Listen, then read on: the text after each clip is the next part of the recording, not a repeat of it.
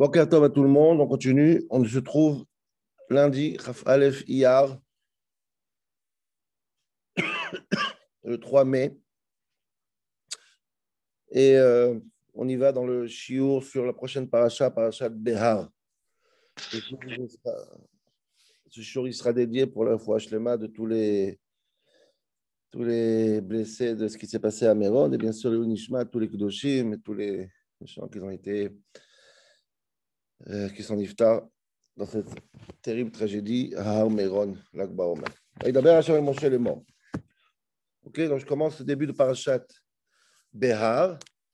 On va apprendre aujourd'hui la première halakha de Parashat de Behar avec Bezrat Hashem comme référence essentielle en ce shiur, le Al-Shich, le Torah de Moshe, le Al-Shich HaKadosh, pour nous expliquer ces premiers psukim. Ceux qui ont un pasuk, ceux qui ont un chumash Tavolem Bracha, ceux qui peuvent ouvrir la caméra encore, une meilleure bracha encore.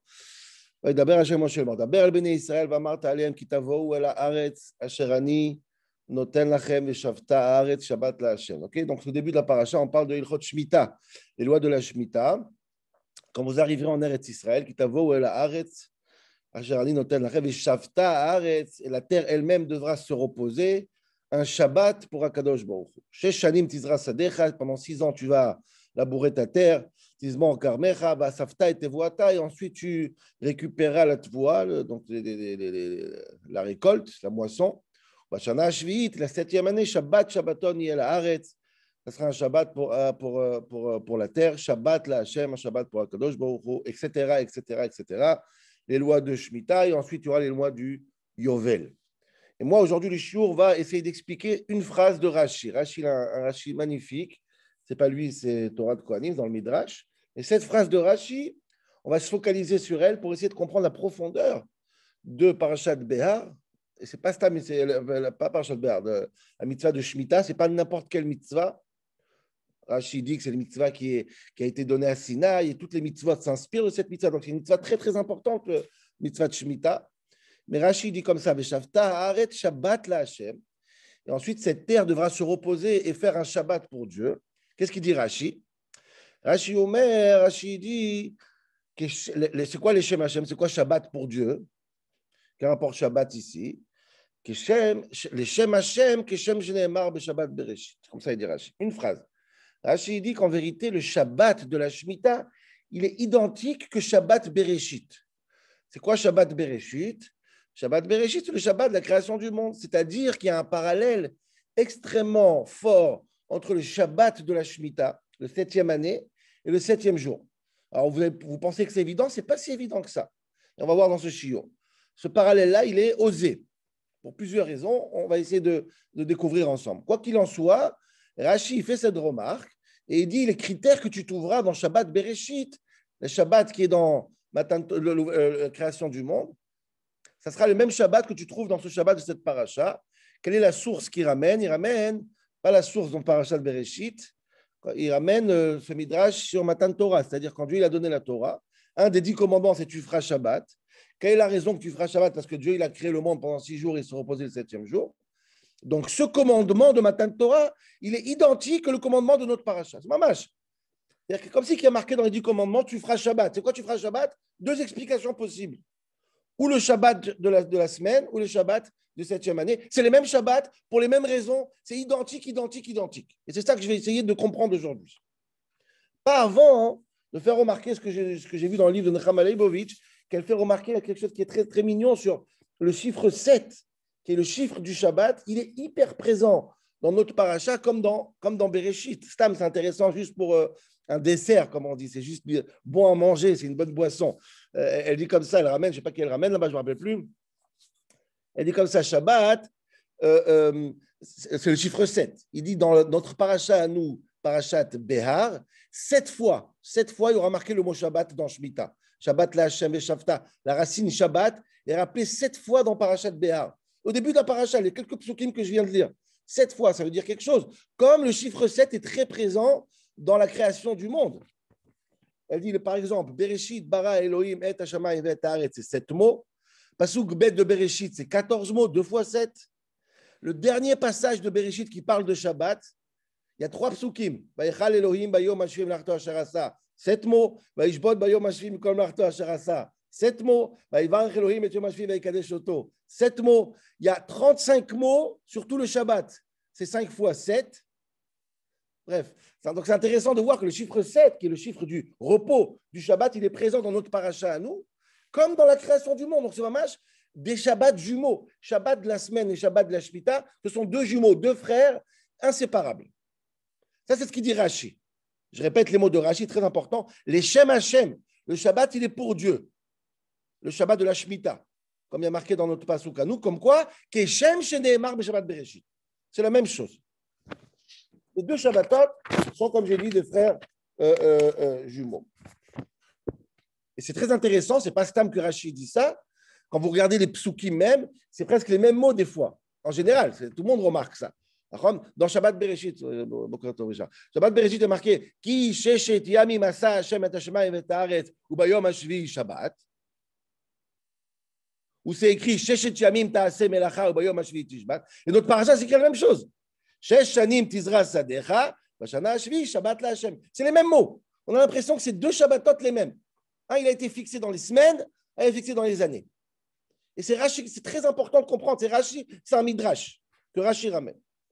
Et pour la cerise sur le gâteau, pour cette comparaison magnifique entre les deux, regardez, il y a certains mefarshim, là, et d'autres qui essayent d'expliquer cette philosophie, que je ne vais pas m'arrêter dessus, parce qu'on a du boulot avec le Al-Sher, mais le Meshech Chochma, Meir Simcha Cohen de Dvinsk, le fameux Meshech Chochma, il donne une pépite magnifique pour couronner cette comparaison entre ces deux Shabbats, Shabbat de la semaine et Shabbat de l'année.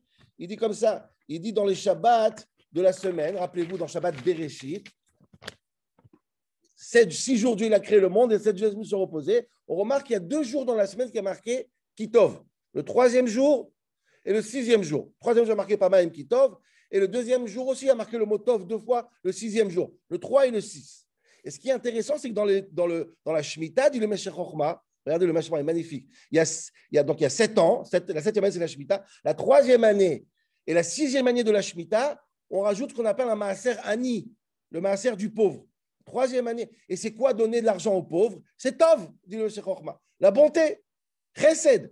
Donc 3 et 6, c'est un Tov spécial. Dans les années, comme dans Shabbat Bereshit, donc on voit cette comparaison magnifique qui sont mamash deux frères jumeaux, Shabbat la Hashem, qui est Shabbat Bereshit, comme ça il dit Rashi.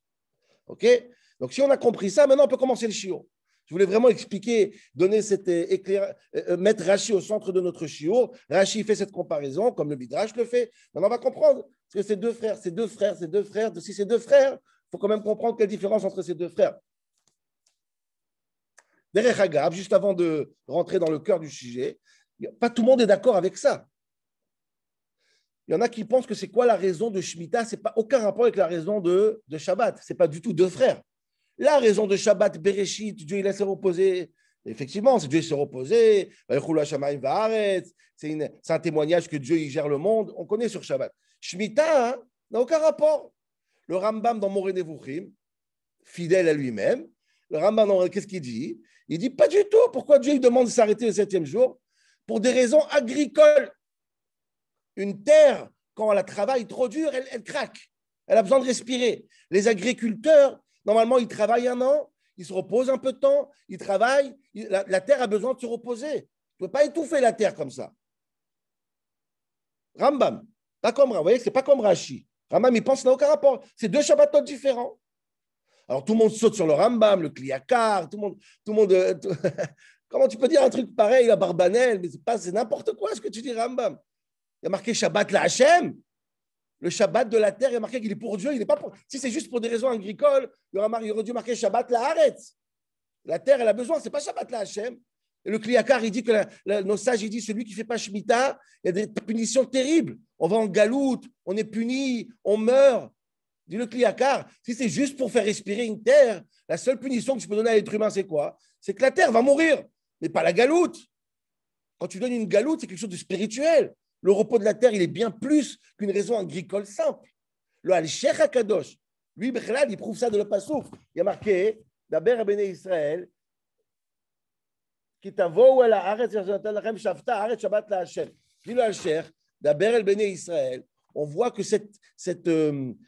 Har Sinaï, il est mort. Cette obligation de faire la Shemitah était déjà donnée au Har Sinaï, avant même qu'on avait des terres agricoles. C'est-à-dire que ça n'a aucun rapport avec l'agriculture. C'est quelque chose qui est beaucoup plus spirituel. Bref, le Rambam, il est très contesté. C'est pour ça que nous, on ne va pas s'arrêter sur le Rambam, on va s'arrêter sur Rashi. Rashi pense que Shabbat Shemitah et Shabbat Bereshit sont la même raison. Ça veut dire quoi? C'est prouver l'existence de Dieu sur terre, Dieu maître de la nature dans Shabbat Bereshit, et du monde dans Shabbat Bereshit, Dieu maître de la terre dans Shemitah. C'est Shabbat la Hashem. C'est Dieu qui se repose comme la terre se repose. Et maintenant, on va commencer à comprendre cette comparaison, est-ce qu'elle est vraiment vraie ou pas, et qu'est-ce qui se cache derrière elle. Je vais ramener le Al-Sher, je vais finir par un petit morceau du Zohar HaKadosh, et après peut-être juste une petite pépite à la fin que j'ai pensé à la fin du shiur. Donc, dit le Al-Sher, si c'est comme ça, si effectivement Shabbat Bereshit ressemble à l'identique à Shabbat de Shemitah, alors je peux poser plusieurs questions. Certains sont dans le Al-Sher, certains ne sont pas dans le Al-Sher. Je vais vous poser quelques questions. La première question, le Al-Sher, elle est magnifique. Pourquoi dans Matan Torah, quand Dieu il donne l'obligation de faire Shabbat, il ne parle pas de Shemitah? Il devait avoir un commandement. Si la raison, c'est la même, Zachor et Yom HaShabbat les 4 jours. On aurait dû dire Zachor et Shemitah les 4 jours. C'est la même raison. Qui shechet yamim asa Hashem et Hashem et Haaretz ou bayom hashvi'i Shabbat. Si la raison de Shabbat, c'est la même raison que Shemitah, on aurait dû voir dans les 10 commandements, Chiyuv Shemitah, c'est la même chose. C'est 2 Shabbats jumeaux. Pourquoi les 10 commandements, ils ont choisi un Shabbat par rapport à l'autre? C'est pas normal. Si effectivement, comme Rashi dit, c'est des frères jumeaux, pourquoi on a enlevé des 10 commandements la Shemitah? C'est le même Shabbat. Shabbat la Hashem 7 fois. Deuxième question très logique du Al-Sher HaKadosh. Si effectivement c'est le cas, pourquoi il n'y a pas de Shemitah en Chutz La'aretz? Pourquoi il n'y a pas de Shemitah en France? Shabbat, on le fait où? On le fait en Australie comme on le fait en Israël. Si Shabbat, c'est un témoignage de la puissance de Dieu, Shabbat, il est universel dans tout le monde entier. Bien sûr, il faut être juif. Pourquoi la Shemitah, c'est que Kitavo el Haaretz? Si la Shemitah, c'est la même raison que Shabbat, on aurait dû faire Shabbat tout le temps, Shemitah, partout, dans tout le monde entier, pas qu'en Eretz Israël. Très étonnant comme distinction. Ça, c'est les 2 grandes questions. Je vais rajouter 2 questions qui sont dans le texte. C'est pour ça que celui en Chumash, c'est bien, mais pour comprendre les mots, parce que ça va briller à la fin. Quand on regarde les psukim, il y a des mots en hébreu qui sont très bizarres, qu'il faut essayer de les comprendre, qu'on les comprendra suite au pirouge du Al-Sher, on va les comprendre. Veshafta haaretz Shabbat la Hashem.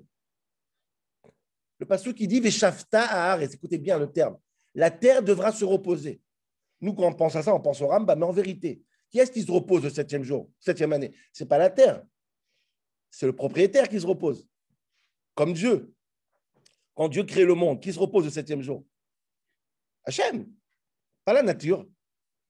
Donc la Shemitah, je n'ai pas marqué Veshafta haaretz, mais Shavat, le propriétaire de la terre.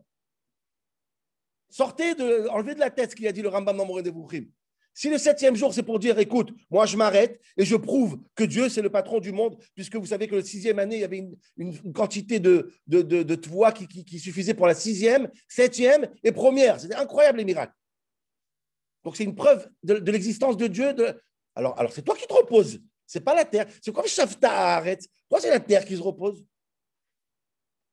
Ça, c'est la première question. Deuxième question dans le texte, encore une fois, je dis ça, mais après, pour écouter le shiur, pour comprendre, parce que c'est magnifique. Il y a marqué Shesh Shanim Tizra Sadecha. 6 ans, tu labouras ta terre, la 7e année, tu te reposeras. Demande à Mefarshim, pourquoi tu as besoin de donner un ordre de labourer pendant 6 ans? Je le sais. Le chidouche, c'est que je me repose la 7e, c'est pas que je travaille 6 ans. N'importe qui a une terre, un agriculteur n'a pas besoin de dire travail. Le chidouche, c'est de se reposer, c'est pas de travailler. Pourquoi il y a un chiyuv de travailler? Le même chiyuv que Shabbat. Pourquoi tu as besoin Il y a une mitzvah de travailler. C'est normal ce travail, c'est naturel, c'est pas une mitzvah. La mitzvah, c'est de se reposer, pas de travailler. Et la dernière question, qui est aussi une question de Dikdouk, très intéressante, mais qui va être comprise à la fin, c'est pour ça que j'insiste. Mais à Safta et Tevuata, dit le Al-Sher. Après, et la 6e année, la 7e année, il va à Safta et Tevuata. Tu ramasseras sa récolte, Tevuata. Dis-le Al-Sher, c'est qui Tevuata? La récolte de qui? À qui elle appartient cette récolte? À la terre ou au propriétaire, encore une fois? Normalement, il y a marqué Safta et Tevuato. Tu mangeras ta marchandise à toi. Ce n'est pas la marchandise de la terre. La terre, elle fait pousser, mais ça n'appartient pas à la terre, ça appartient au propriétaire. C'est quoi Safta et Tevuata? C'est Tevuato. C'est moi, c'est ma marchandise, ce n'est pas celle de la terre. On dirait que la terre, elle a comme elle se repose, elle a des biens, elle a du stock. On dirait que la terre, elle parle ici. On lui a donné une vie. Tous les psukim de Béar, on lui donne une vie. On dit qu'elle a besoin de se reposer, on dit qu'elle a de la tevoie qui lui appartient. C'est moi l'histoire, ce n'est pas elle. Pourquoi on se concentre sur elle? Encore une fois, enlevez le mot Nevuchim de votre tête. Parce qu'on l'a repoussé. Pourquoi cette indépendance qu'on donne à la terre? Elle a des sentiments, elle a besoin de se reposer, elle a du stock. OK? Donc, toutes ces questions pour dire, c'est vrai que les Shabbatot sont jumelles, mais quand même, c'est très bizarre. Un, pourquoi ce n'est pas en Chutz La'aretz? Pourquoi ce n'est pas dans Matan Torah, dans la Seret Adibrot? Et c'est quoi ces termes de Pasuk? Safta et Tevuata, Sheshanim Tizra Sadecha, etc., etc. Maintenant, je vais arriver au pirouche du Al-Sheikh HaKadosh. Même le Ben Ishraï, j'ai vu ce matin, je l'ai pris avec moi parce que je voulais le lire, j'ai ouvert ce matin un match Betaout Ben Ishraï, il commence, il est très surpris du Al-Sheikh, waouh, quel Al-Sheikh, il est très content, il essaye d'en rajouter encore à sa sauce, je n'ai pas eu le temps de regarder, mais le Ben Ishraï, il a trouvé ce Al-Sheikh et aussi il est content avec. Il ramène beaucoup le Al-Sheikh. Dis le Al-Sheikh comme ça, un chidouche magnifique comme le Al-Sheikh il sait faire. Magnifique, très bien. Très, très bien. Je pense que c'est fondamental pour comprendre le mitzvah de Shemitah. Il a Al-Sheikh comme ça. On recommence, reprenons les choses depuis le début du Al-Sheikh. Bereshit bara Elohim et hashamayim v'ta'aretz. La Torah, elle commence par l'histoire de la création du monde. Pourquoi elle commence par la création du monde? Chazal, nos sages demandent, Rashi le ramène sur place, que c'est un début de Torah très bizarre. Pourquoi? La Torah n'a pas commencé la Torah par des histoires. Qu'est-ce que ça change pour moi et pour vous dans Avodat Hashem? Qu'est-ce qui a été créé le premier jour? Qu'est-ce qui a été créé le deuxième jour? Troisième jour? Marpatli. Il y a des midrashim pour ça, il y a des livres de sciences pour ça, il y a des vrais ayamim. La Torah elle-même, Chamisha Chumshe Torah, commence par des... Qu'est-ce qui a été créé, les arbres avant les plantes? Marpatli Bechlal. La Torah, elle doit commencer par quoi? Achodesh Hazelachem. C'est quoi la première mitzvah? C'est dans Sefer Shemot. Première mitzvah, c'est quoi? C'est Rosh Chodesh, comme on a vu à la sortie en Égypte. C'est par ça qu'on doit commencer. Je ne sais pas si vous vous rendez compte de la question, comment elle est forte. Parce que, à cause du fait qu'on raconte la création du monde, ce n'est pas que ça. Ça s'enchaîne. Ensuite, il y a Adam et Chava. Ensuite, il y a Noach. Tout Sefer Bereshit, en fait, c'est un accident littéraire, quoi. Normalement, c'est une chose enchaîne une autre jusqu'à Shemot. Tout ça, c'est en plus. Tu dois commencer par les mitzvot. Achodesh Hazelachem. C'est la question connue de Rashi au début, la première question, le premier Rashi de la Torah. Enfin, Rashi du premier passage. Réponse, et là le Al-Sheikh il va faire un switch. C'est quoi la réponse? J'écris dans le mot pour ne pas trahir le Al-Sheikh. Chez Im Yavo, ou dit Rashi dit comme ça. Chez Im Yavo, ou Mot Haolam Beyomro.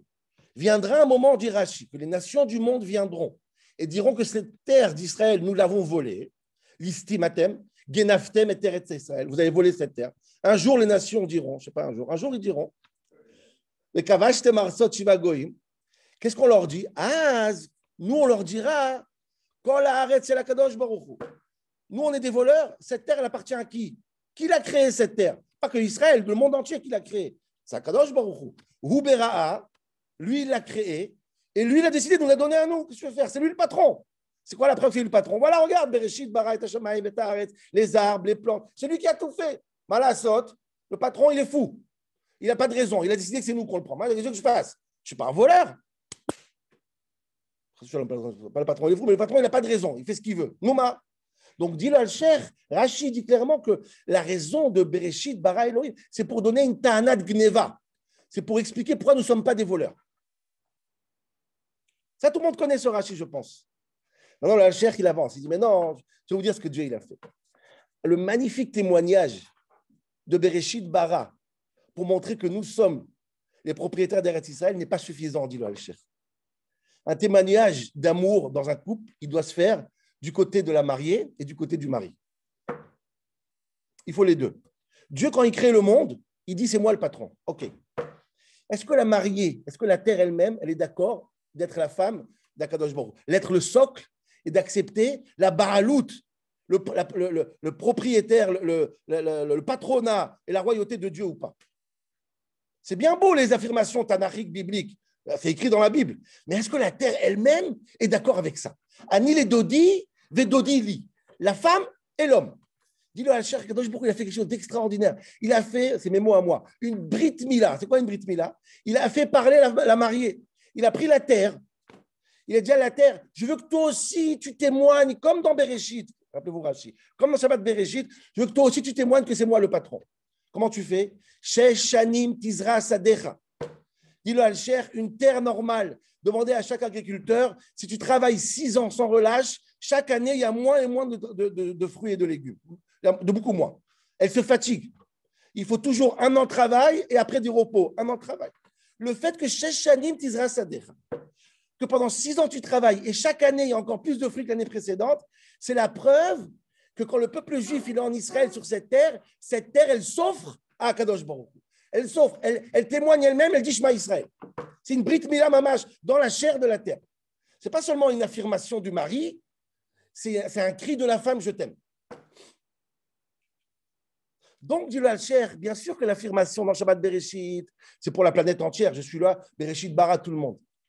C'est pour ça que Matan Torah, on n'a parlé que du Shabbat universel. Mais qui t'avo el haaretz. Quand tu viens en Eretz Israël, la terre elle-même, elle va t'attendre avec les mains ouvertes. Elle va dire, regarde, moi, j'appartiens à Dieu, j'appartiens au peuple juif. La preuve, je vais défier toutes les terres du monde. Et je vais te montrer que 6 ans de travail sans relâche font de moi une terre meilleure. Ve'asafta et tevuata.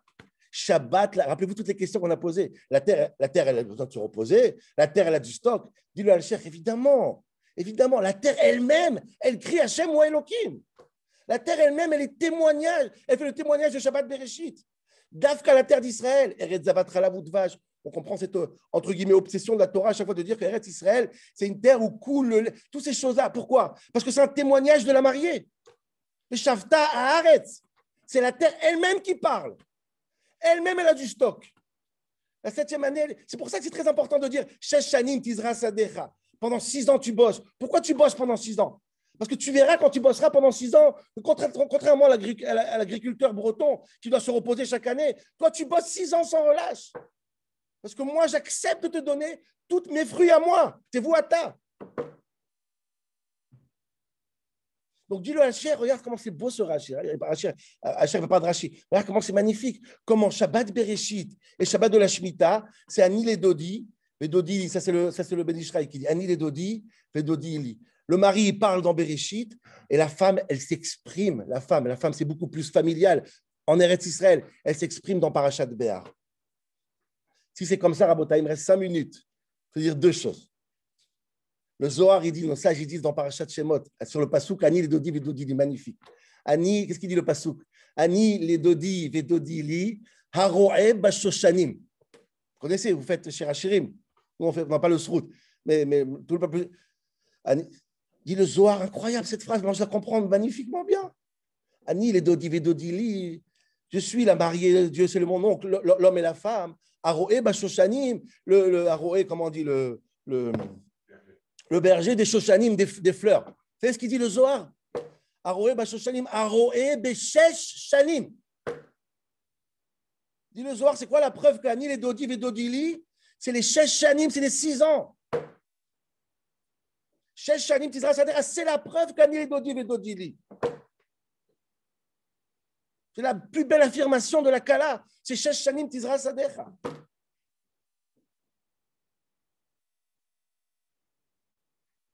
Shabbat Bereshit et Shabbat Shemitah.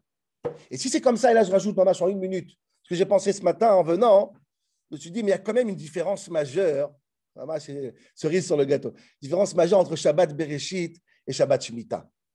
C'est quoi la différence? Très simple. Très simple. Shabbat Bereshit, il n'y a pas de 8e jour. Après Shabbat, ça recommence dimanche, Yom Rishon. Shabbat de Shemitah dans notre paracha, il y a 8e jour, 9e jour, jusqu'à Yovel.